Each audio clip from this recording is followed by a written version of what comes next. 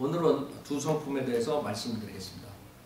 많은 사람들이 구원받은 후에 혼동되는 부분이 어떤 목사들이 잘못 가르쳐서 자기가 구원받았는데 죄를 지면은 구원을 받지 못했다 이렇게 생각하고, 아니면 어떤 사람들은 구원은 받았지만 내가 죄를 지면 결국에는 구원을 잃어버리고 지옥에 간다, 이런 혼동 속에 있습니다.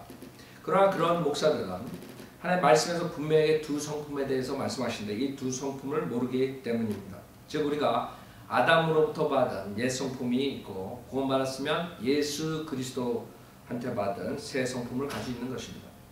그래서 요한 1서 1장 8절에 보면 만일 우리가 우리에게 아무 죄도 없다고 말하면 우리 자신을 속이는 것이요 진리가 우리 안에 있지 아니하나. 즉 여기서 말씀드린 것은 하나님께서 우리가 아무 죄도 없다고 말하면 우리 자신을 속이는 것이라는 겁니다. 즉 구원받은 사람의 얘기인데, 구원받았지만 죄가 없다.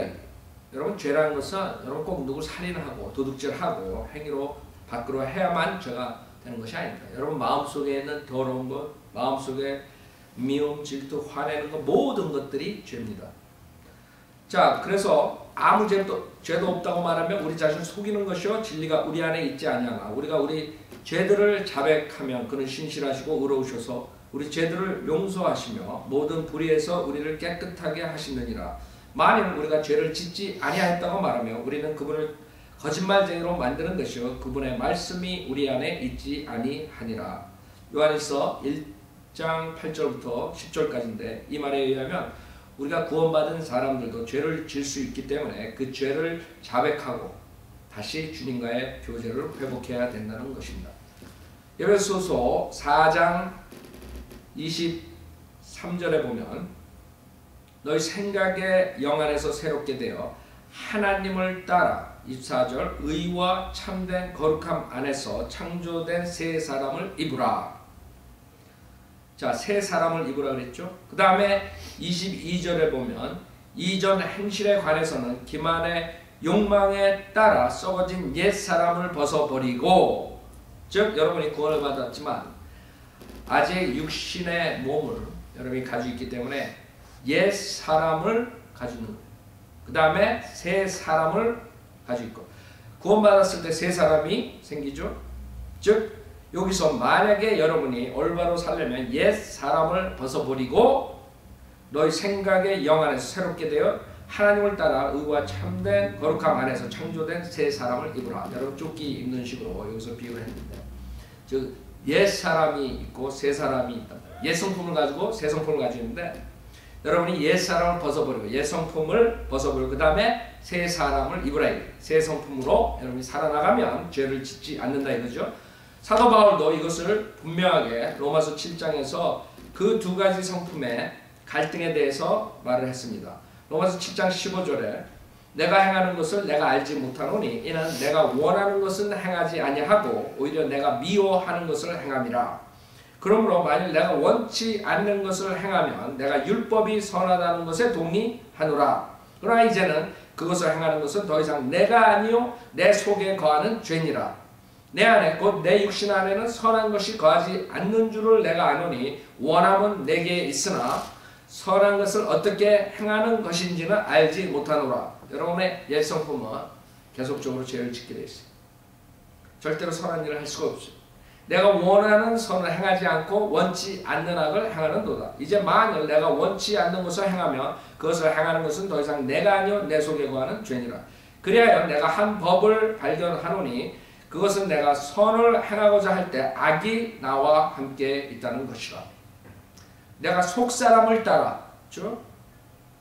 여러분이 새 사람을 따라, 속사람을 따라 하나님의 법을 즐거워하나 내 지체들 속에 있는 또 하나의 법이 내 생각의 법과 싸워 나를 내 지체들 속에 있는 죄의 법에게로 사로잡아오는 것을 보는도다.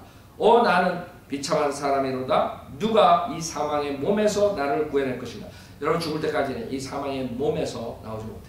아니면 주님께서 오셔서 여러분을 휴고시킬 때 영광된 몸으로 변할 때까지는 이 사망의 몸 안에서 여러분이 생활을 하는 것입니다.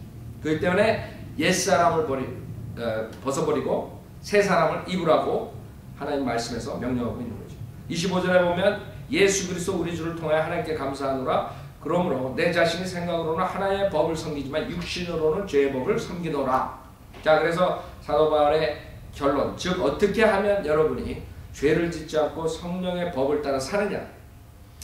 8장 1절에 보면 그러므로 이제 그리스도 예수 안에 있는 자들에게는 결코 정죄함이 없나니 그들은 육신을 따라 행하지 아니하고 성령을 따라 행하느니라. 즉 여러분이 구원을 받았지만 육신을 따라서 행하면 여러분에게 정죄함이 있다는 것이, 그 정죄함은 지옥에 가는 영원한 정죄함을 말하는 것이 아니라 이 세상에 살면서 여러분은 정죄함을 받을 수 있다는 거죠. 그러나 성령을 따라 행하면 정죄함이 없다는 것이죠. 2절에 보면 이는 그리스도 예수 안에 있는 생명의 성령의 법이 죄와 사망의 법에서 나를 해방시켰기 때문이라.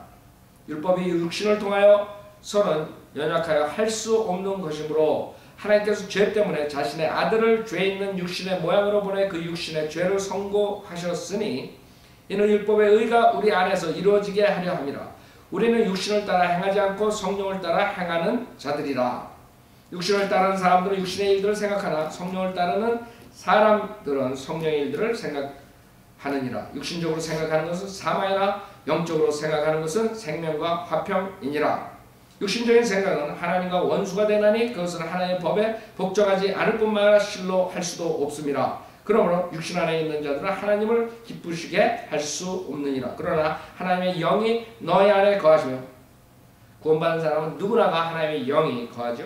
너희가 육신 안에 있지 아니하고 성령 안에 있나니 이제 누구든지 그리스도의 영이 없으면 그의 사람이 아니니라. 즉 여러분이 하나님의 영이 있으면 이제는 하나님의 영에 따라서 살면은 여러분이 일시적인 정죄를 받지 않고 주님께서 여러분이 원하시는 대로 주님이 원하시는 대로 여러분이 살면 주님이 원할 때 여러분이 올라가는 거예요. 그러나 만약에 여러분이 구원받았는데 육신을 쫓아 살고 성령을 따라가지 않으면 하나님께서 여러분을 정죄하시고 더 심하고 계속적으로 죄에서 빠져나가지 않으면 여러분 목숨까지 육신까지도 주님께서 걷어줄 수가 있는 거예요. 그래서 여러분이 하셔야 되는 건 뭐예요? 여러분이 구원은 받았지만 이제는 바른 성경과 바른 교리로 양육을 받아서 육신을 쫓아가지 않고 성령을 쫓아가는 것이 가장 중요한 것입니다. 그러나 지금 기존 교회에서는 바른 성경도 없죠. 그 다음 바른 교리도 없죠. 이 두 성품에 대해서도 안 가르치죠. 그러니까 모든 사람들이 혼동 속에서 구원은 서로 그 중에 받았지만 절대로 영적으로 성장될 수가 없는 것입니다. 그래서 하나님께서는 하나님의 바른 성경으로 그 다음 바른 교리로 양육받고 여러분이 영적으로 분별력을 가지고 육신을 쫓아가지 않고 성령을 쫓아가서 그 다음에 하나님께 많은 열매를 가져오는 것을 원하십니다. 여러분이 구원을 받았지만 아직도 바른 성경과 바른 교리로 돌아오지 않은 사람은 오늘서부터 그 하나님 말씀을 우리 인터넷을 통해서 공부하시고 분별력을 가지고 그 다음에 바른 교회에서 영적 생활을 하시길 간절히 부탁드립니다. 감사합니다.